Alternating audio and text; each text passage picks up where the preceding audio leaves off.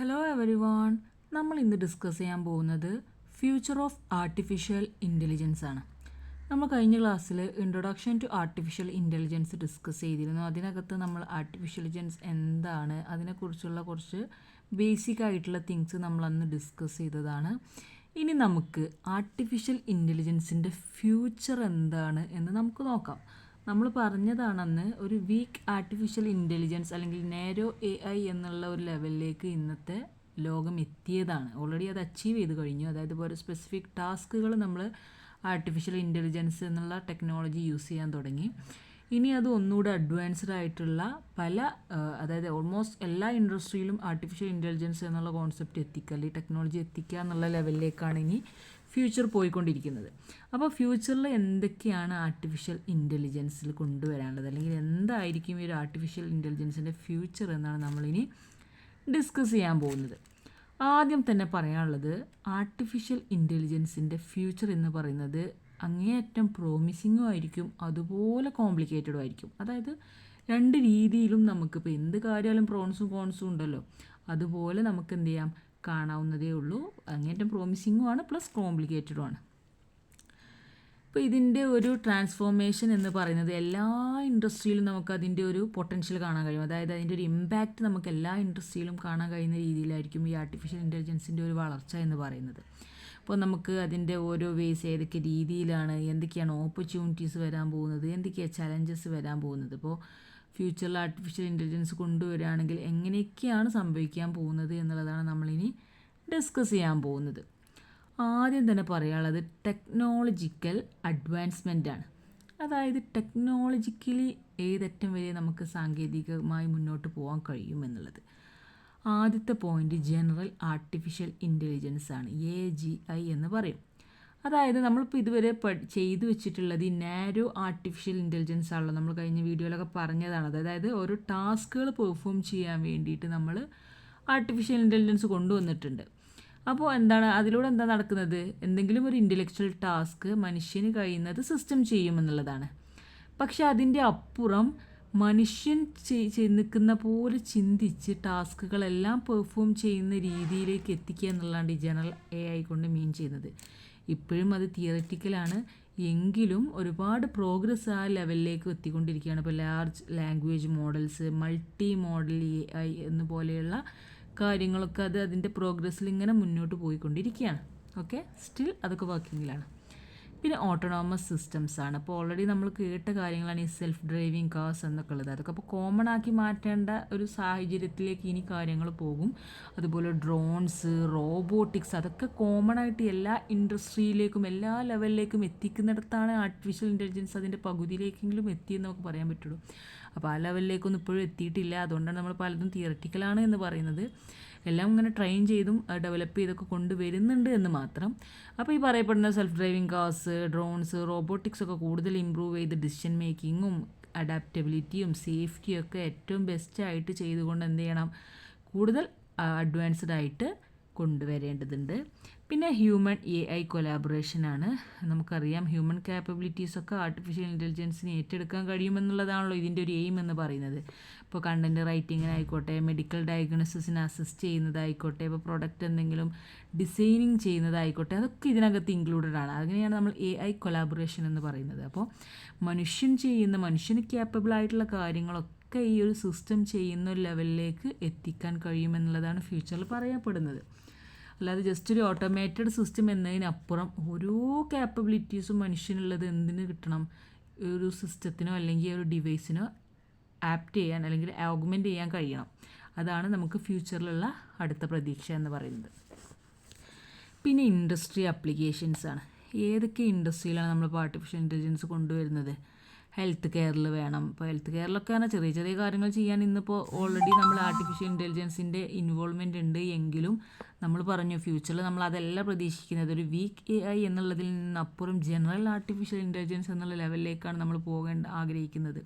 അപ്പോൾ drug discovery ഏറ്റവും best ആക്കിയിട്ട് കൊണ്ടുവരിക, അതേപോലെ തന്നെ പേഴ്സണലൈസ്ഡ് ആയിട്ടുള്ള മെഡിസിൻസ് പോസിബിൾ ആക്കുക, അതേപോലെ തന്നെ ഏർലി ഡിസീസ് ഡിറ്റക്ഷൻ എന്നുള്ള സ്റ്റേജിലേക്കൊക്കെ എത്തിക്കുക. അപ്പോൾ പല ഡിസീസും നമുക്കറിയാം ഏർലി സ്റ്റേജിൽ ഡിറ്റക്ട് ചെയ്യാൻ കഴിയാത്തതിൻ്റെ പേരിലാണ് അത് അങ്ങേയറ്റത്ത് ദുരിതമായി മാറുന്നതൊക്കെ. അപ്പോൾ അതൊക്കെ ഈ ഒരു ആർട്ടിഫിഷ്യൽ ഇൻ്റലിജൻസ് യൂസ് ചെയ്ത് ചെയ്യാൻ കഴിയണം എന്നുള്ളതാണ് ഫ്യൂച്ചറിൽ പ്രതീക്ഷിക്കുന്നത്. പിന്നെ ഫിനാൻസിൻ്റെ കേസ് പറയുകയാണെങ്കിൽ ഫ്രോഡ് ഡിറ്റക്ഷൻ എത്രയും പെട്ടെന്ന് ഫൈൻഡ് ഔട്ട് ചെയ്യാൻ പറ്റുന്ന രീതിയിലാക്കണം. പിന്നെ ട്രേഡിംഗ് ഒക്കെ അൽഗോരിതം വെച്ചിട്ടാവണം. അങ്ങനെ ആകുമ്പോൾ ഏറ്റവും സേഫ് ആൻഡ് സെക്യൂർ ആൻഡ് ബെസ്റ്റായിട്ട് നമുക്ക് ട്രേഡിംഗ് ഒക്കെ ചെയ്യാൻ കഴിയും. അതുപോലെ തന്നെ ഫിനാൻഷ്യൽ പ്ലാനിംഗ് ഒക്കെ പേഴ്സണലൈസ്ഡ് ആയിട്ട് ചെയ്യാൻ കഴിയണം. അതൊക്കെയാണ് ഫ്യൂച്ചറിൽ നടക്കേണ്ടത്. എഡ്യൂക്കേഷൻ്റെ കാര്യം വരുമ്പോൾ ഏറ്റവും ഇൻ്റലിജൻ്റ് ആയിട്ടുള്ള ട്യൂട്ടറിങ് സിസ്റ്റംസ് കൊണ്ടുവരണം. പേഴ്സണലൈസ്ഡ് ആയിട്ടുള്ള ലേണിംഗ് സിസ്റ്റം കൊണ്ടുവരണം. അതുപോലെ തന്നെ AI അസിസ്റ്റഡ് കണ്ടൻറ് ജനറേഷനും പോസിബിൾ ആക്കണം. മാനുഫാക്ചറിൻ്റെ കാര്യം വരുമ്പോൾ ഫാക്ടറീസിലൊക്കെ പ്രെഡിക്റ്റീവ് ആയിട്ടുള്ള മെയിൻ്റനൻസ് കൊണ്ടുവരണം. അതേപോലെ തന്നെ ക്വാളിറ്റി കൺട്രോളിലേക്ക് എത്തിക്കണം. അതുപോലെ സപ്ലൈ ചെയിൻ ഒപ്റ്റിമൈസേഷൻ കൊണ്ടുവരണം. ഇങ്ങനെയൊക്കെയാണ് നമുക്ക് ഈ ഓരോ ഫീൽഡും എടുത്തു കഴിഞ്ഞാൽ എങ്ങനെയൊക്കെയാണ് നമുക്ക് അതിൻ്റെ ഒരു ഇൻവോൾവ്മെൻറ്റ് വേണ്ടത് എന്നാണ് നമ്മളിപ്പോൾ പറഞ്ഞത്. ഹെൽത്ത് കെയറിൽ എങ്ങനെയാണ് വേണ്ടതെന്ന് പറഞ്ഞു, ഫിനാൻസ് എങ്ങനെ മാനേജ് ചെയ്യണമെന്ന് പറഞ്ഞു, എഡ്യൂക്കേഷൻ എങ്ങനെയാവണം, മാനുഫാക്ചറിങ് എങ്ങനെയാവണം എന്നൊക്കെ നമ്മളിപ്പോൾ ഡിസ്കസ് ചെയ്തു. ഇനി നമ്മളുടെ ഈ ഒരു ആർട്ടിഫിഷ്യൽ ഇൻ്റലിജൻസ് മറ്റു ടെക്നോളജികളുമായിട്ട് ഇൻ്റഗ്രേറ്റ് ചെയ്തുകൊണ്ട് നമുക്ക് എങ്ങനെ ഫ്യൂച്ചറിൽ കൊണ്ടുവരാം എന്നുള്ളതാണ് അടുത്ത് പറയുന്നത്. ഒന്ന് artificial intelligence plus internet of things ആണ്. അതായത് നമുക്ക് സ്മാർട്ടർ ഹോംസ് ഡെവലപ്പ് ചെയ്യാം, smarter cities, smarter industrial systems ഒക്കെ ഡെവലപ്പ് ചെയ്ത് കൊണ്ടുവരാൻ കഴിയും. എങ്ങനെയാണ് ഈ സ്മാർട്ടർ ഹോംസും സ്മാർട്ടർ സിറ്റീസൊക്കെ ഉണ്ടാവുന്നത്? അതായത് എല്ലാം ഒരു ആർട്ടിഫിഷ്യൽ ഇൻ്റലിജൻസിൻ്റെ കൺട്രോളിൽ എത്തിക്കുക എന്നുള്ളതാണ്. അപ്പോൾ എന്ത് കാര്യം നമ്മൾ മനുഷ്യന്മാർ ചെയ്യുന്ന ഓരോ കാര്യങ്ങൾ, ഇപ്പോൾ ഒരു വീട്ടിലെ കാര്യമായിക്കോട്ടെ, സിറ്റിയിലുള്ള മൊത്തം കാര്യങ്ങൾ മാനേജ് ചെയ്യുന്നതാവട്ടെ, ഒരു ഇൻഡസ്ട്രിയിലുള്ള ഇൻഡസ്ട്രി വർക്ക് ചെയ്യുന്നതാവട്ടെ, ഏത് കേസാണെങ്കിലും അവിടെയൊക്കെ ഈ ഒരു സിസ്റ്റത്തിൻ്റെ ഇൻവോൾവ്മെൻറ്റ് കൂടുതൽ കൊണ്ടുവരിക, മനുഷ്യൻ്റെ റോൾ കുറച്ച് കൊണ്ടുവരിക എന്നുള്ളതാണ് ഇതിൻ്റെയൊക്കെ ഒരു എയിം എന്ന് പറയുന്നത്. പലപ്പോഴും നമുക്കറിയാം ജോബ് ഡിസ്പ്ലേസ്മെൻറ്റ് ഇഷ്യൂസൊക്കെ വരാറുണ്ട് എന്ന് പലപ്പോഴും പറയുമെങ്കിലും അപ്പോൾ പുതിയ സാധ്യതകളും അതിനനുസരിച്ച് ഉണ്ടാകുമായിരിക്കും എന്ന് പ്രതീക്ഷിക്കാം. പിന്നെ artificial intelligence plus block chain ആണ്. ഇതെന്ന് പറഞ്ഞു കഴിഞ്ഞാൽ നമ്മുടെ ഡാറ്റയുടെ സെക്യൂരിറ്റി, ട്രാൻസ്പെറൻസി ഒക്കെ എന്ത് ചെയ്യുക, ഏറ്റവും എൻഹാൻസ് ചെയ്ത് കൊണ്ടുവരിക. അപ്പോൾ ഓട്ടോമേറ്റഡ് സിസ്റ്റം ആകുമ്പോൾ പലപ്പോഴും സെക്യൂരിറ്റിയും ട്രാൻസ്പെറൻസിയൊക്കെ പലർക്കും ഒരു ഡൗട്ടുള്ള കേസായിരിക്കും. അതൊക്കെ ഏറ്റവും എൻഹാൻസ്ഡ് ആയിട്ട് ബെസ്റ്റാക്കി കൊണ്ടുവരിക എന്നുള്ളതാണ് അടുത്ത എയിം. പിന്നെ AI പ്ലസ് ക്വാണ്ടം കമ്പ്യൂട്ടിംഗ് ആണ്. ഇതെന്ന് പറഞ്ഞു കഴിഞ്ഞാൽ നമ്മുടെ AI ക്യാപ്പബിലിറ്റീസ് വാസ്റ്റ്ലി ഇൻക്രീസ് ചെയ്തുകൊണ്ട് ഏറ്റവും ഫാസ്റ്ററും പവർഫുള്ളും ആയിട്ടുള്ള കമ്പ്യൂട്ടിങ്ങും ഫങ്ഷനിങ്ങും പ്രോസസ്സിങ്ങും ഒക്കെ എത്തിക്കുക എന്നുള്ളതാണ് AI പ്ലസ് ക്വാണ്ടം കമ്പ്യൂട്ടിംഗ്. ഇനി നമുക്ക് എത്തിക്കൽ ആൻഡ് സോഷ്യൽ കൺസിഡറേഷൻസ് എടുത്തു നോക്കിക്കഴിഞ്ഞാൽ അതിനകത്ത് ഫസ്റ്റ് പറയാനുള്ളത് ബയാസ് ആൻഡ് ഫെയർനെസ് ആണ്. നമുക്കറിയാം ഏത് കാര്യം എടുത്താലും ഇനി ഈക്വാലിറ്റിയാണ് നമുക്ക് കാണാൻ കഴിയുന്നത്. ഇപ്പോൾ ഒരു ഏരിയയിൽ ഇൻ്റർനെറ്റ് കണക്ഷൻ പോലും നമ്മൾ മുന്നേ ഡിസ്കസ് ചെയ്ത് പറഞ്ഞിട്ടുണ്ട്. ചില ഏരിയയിൽ നന്നായിട്ട് കണക്ഷൻ കിട്ടും, ചില ഏരിയയിൽ തീരെ കണക്ഷൻ കിട്ടില്ല. അപ്പോൾ അങ്ങനെ ഓരോ കാര്യത്തിലും ഒരു വിവേചനം നമുക്ക് ഫീൽ ചെയ്യും. അപ്പോൾ അത്തരം കാര്യങ്ങൾ അഡ്രസ്സ് ചെയ്യുന്നതാണ് ഈ ബയാസ് ആൻഡ് ഫെയർനെസ് എന്ന് പറയുന്നത്. അതായത് എൻഷ്യൂർ ചെയ്യാണ് ഏറ്റവും ഇക്വേറ്റബിളായിട്ട് ഈക്വലായിട്ട് എങ്ങനെ എല്ലാ പോപ്പുലേഷൻസിലേക്കും അല്ലാതെ എല്ലാ ഏരിയകളിലേക്കും എങ്ങനെ ഇതിൻ്റെ ഔട്ട്കംസൊക്കെ എത്തിക്കാം. അതായത് ഇപ്പോൾ ആർട്ടിഫിഷ്യൽ ഇൻ്റലിജൻസ് എന്നുള്ള ടെക്നോളജി ഒരു ഏരിയയിൽ മാത്രം ഉണ്ടായിട്ട് ബാക്കിയുള്ളവരൊക്കെ അത് യൂസ് ചെയ്യാത്തൊരു ലൈഫ് മാറുന്നതിന് പകരം എല്ലാ ഏരിയയിലും ഒരുപോലെ ഈക്വലായിട്ട് എങ്ങനെ ഇതൊക്കെ എത്തിക്കാം എന്നുള്ളതാണ് അടുത്ത പോയിൻ്റ്.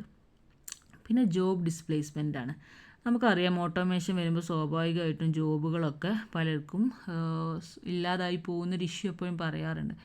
പക്ഷേ അതിനനുസരിച്ച് പുതിയ റോളുകൾ ഒരു പക്ഷേ വരാമായിരിക്കും. കാരണം ഇപ്പോൾ നമ്മൾ ഈ പറയപ്പെടുന്ന ആർട്ടിഫിഷ്യൽ ഇൻ്റലിജൻസ് ഒക്കെ എന്ന് പറഞ്ഞു കഴിഞ്ഞാൽ ചിലപ്പോൾ നമ്മൾ ഓരോ സിസ്റ്റത്തിലോ അല്ലെങ്കിൽ ഡിവൈസിലോ റോബോട്ടിലൊക്കെ ചെയ്യുകയാണെങ്കിൽ അതിൻ്റെ മെയിൻ്റനൻസ്, അതിൻ്റെ സ്കിൽ ഡെവലപ്മെൻറ്റ് എന്നൊക്കെ പറഞ്ഞാൽ പുതിയ ജോലികൾ, അപ്സ്കില്ലിങ്ങുകളും റീസ്കില്ലിങ്ങുകളൊക്കെ പോസിബിളാണ്. അതായത് പുതിയ സാധ്യതകൾ തുറക്കും.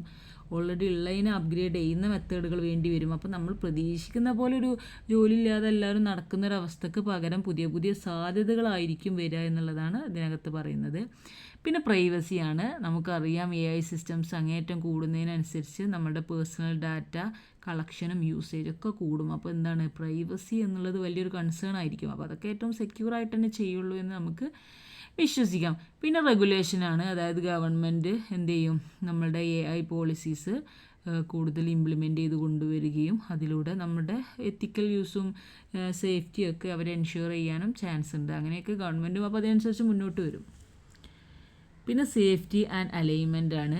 AI അലൈൻമെൻറ്റ് എന്ന് പറയുന്നത് AI സിസ്റ്റംസ് എങ്ങനെ ആയിരിക്കണം, ഹ്യൂമൻ്റെ വാല്യൂസിനനുസരിച്ച് എന്ത് ചെയ്യാൻ പാടുള്ളൂ, പെർഫോം ചെയ്യാൻ പാടുള്ളൂ. അല്ലാതെ കൂടുതൽ ഹാംഫുള്ളായിട്ട് ഒരിക്കലും എക്സിക്യൂഷൻ നടക്കാൻ പാടില്ല എന്നുള്ളതാണ് സേഫ്റ്റി ആൻഡ് അലൈൻമെൻറ്റ് കൊണ്ട് മെയിനായിട്ട് ഉദ്ദേശിക്കുന്നത്.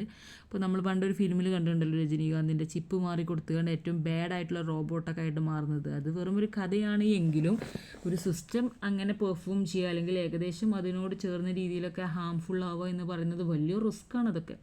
അപ്പോൾ എന്ത് ചെയ്യണം, അതൊക്കെ കീപ്പ് ചെയ്തുകൊണ്ട് വേണം, സെറ്റാക്കിക്കൊണ്ട് വേണം ചെയ്യാൻ. പിന്നെ സൂപ്പർ ഇൻ്റലിജൻസ് റിസ്ക്കാണ്.